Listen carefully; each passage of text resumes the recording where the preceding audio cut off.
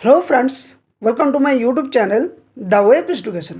So friends, এই মুহূর্তে আপনাদের জন্য একটা বিগ ব্রেকিং নিউজ। সেটা হচ্ছে আজকে যে মুখ্যমন্ত্রী এবং রাজ্যের যে বিভিন্ন সরকারি কর্মচারীদের সংগঠন ছিল, সেই চার যে সংগঠন তাদের মধ্যে এক গুরুত্বপূর্ণ বৈঠক হয়েছে, যেটা বকেয়া ডিএ এবং পে কমিশন বিষয়।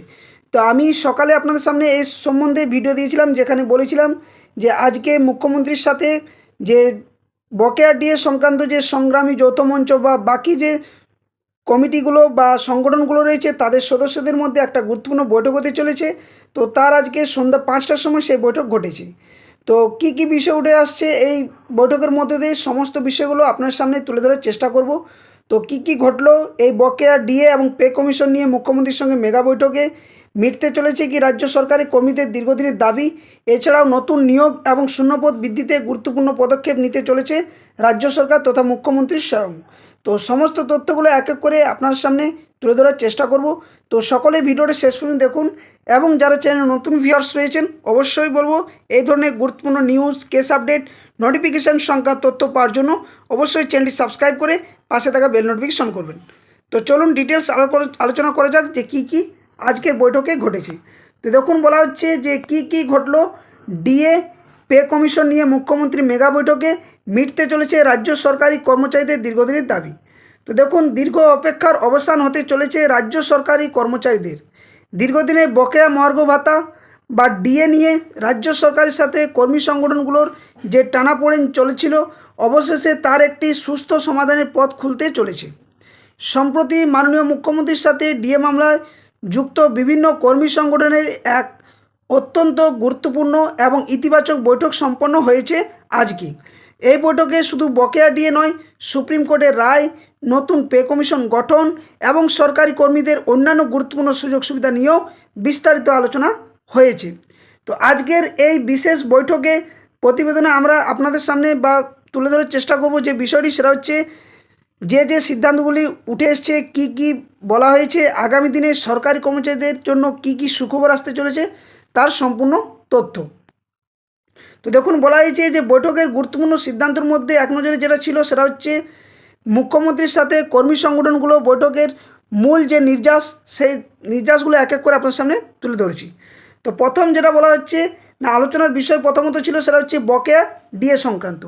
তো বৈঠকের মূল সিদ্ধান্ত এবং আশ্বাস কি না, সুপ্রিম কোর্টের রায় অক্ষরে অক্ষরে মেনে চলা হবে এবং বকেয়া ডিএ টাকা যেটা সেটা কয়েকটি কিস্তিতে মেটানো হবে। অর্থাৎ এখানে রাজ্য সরকার সম্পূর্ণভাবে সুপ্রিম কোর্টের যে রায়, সেই রায় মোতাবেকই কিন্তু এগোতে চলেছে।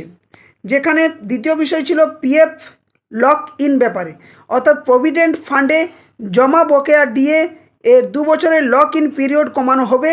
1 এপ্রিল 2027 থেকে টাকা তোলা যাবে বলে জানানো হচ্ছে। অর্থাৎ এর আগে যে লক ইন পিরিয়ডটা ছিল তার থেকে সেটা 2 বছর লক ইন পিরিয়ড কমানো হবে বলেও জানা গিয়েছে।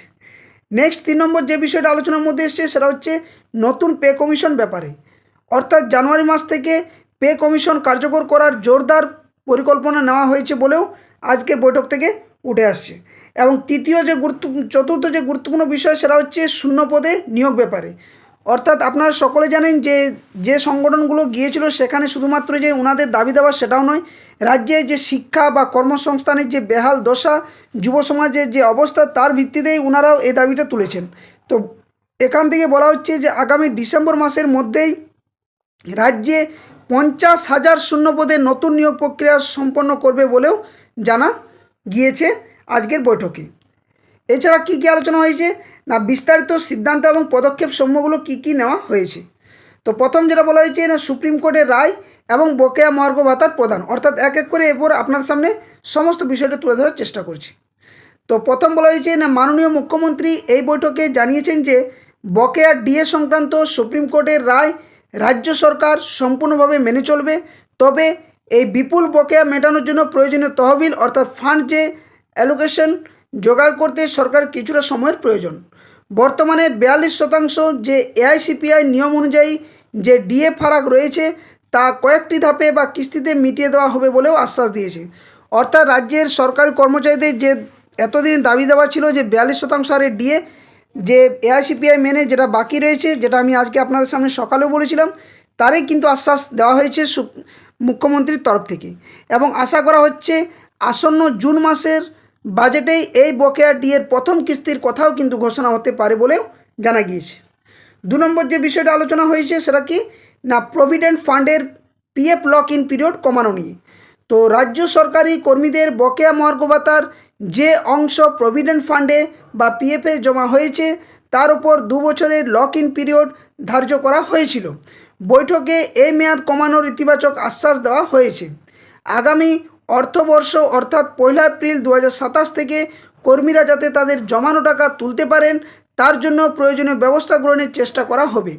এটি কর্মীদের জন্য একটি বড় যে স্বস্তির খবর সেটাও কিন্তু মনে করা হচ্ছে।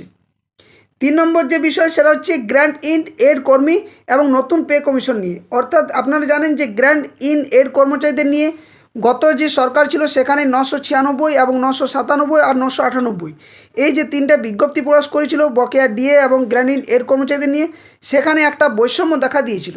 তো এই সরকার বা নবাগত সরকার এই নিয়ে একটা গুরুত্বপূর্ণ পদক্ষেপ নিতে চলেছে।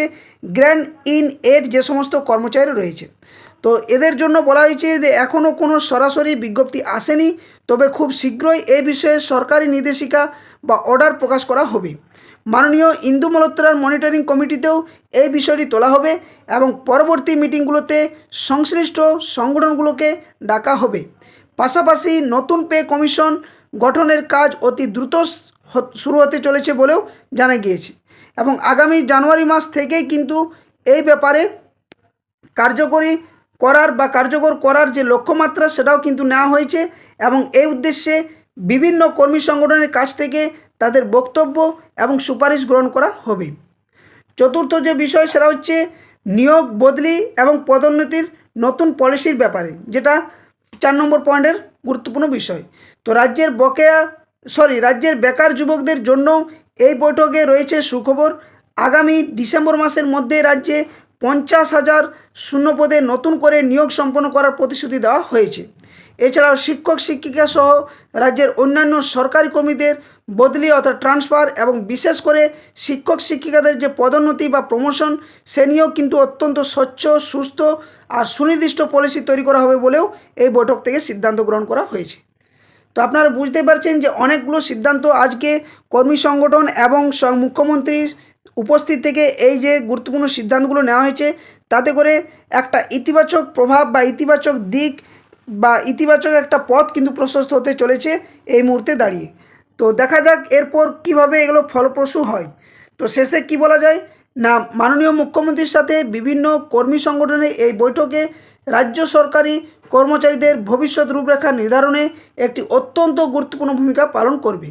দীর্ঘদিনের চলা বঞ্চনার পর সরকারের এই ইতিবাচক মনোভাব স্বাভাবিকভাবে কর্মীদের মধ্যে এক নতুন আশার সঞ্চার করেছে।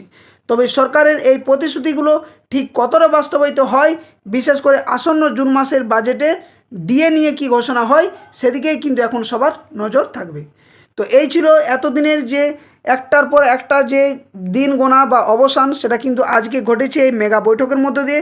এখন মূল বিষয় সরকার বা তথা মুখ্যমন্ত্রী রাজ্যের কর্মচারীদের বকেয়া ডিএ এবং যে অন্যান্য প্রতিশ্রুতিগুলো দেওয়া হয়েছে যেখানে গ্র্যান্ট ইন এড কর্মচারী বা নতুন নিয়োগ বা নতুন পে কমিশন বা প্রমোশনের ব্যাপারে বা বদলির ব্যাপারে এই সমস্ত বিষয়গুলো কতটা যুক্তি সহকারে কাজটি সময়ের মধ্যে করতে পারে সেটাই কিন্তু এখন দেখার বিষয় সকলের কাছে।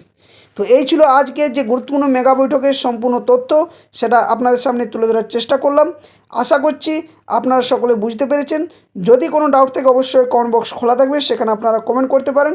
আর এই ধরনের গুরুত্বপূর্ণ নিউজ, কেস আপডেট, নোটিফিকেশান সংক্রান্ত তথ্য পাওয়ার জন্য অবশ্যই বলবো চ্যানেলটি সাবস্ক্রাইব করে পাশে থাকা বেল নোটিফিকেশন করবেন। সবার আগে সঠিক তথ্য দিয়ে আপনার সামনে তুলে ধরার চেষ্টা করি।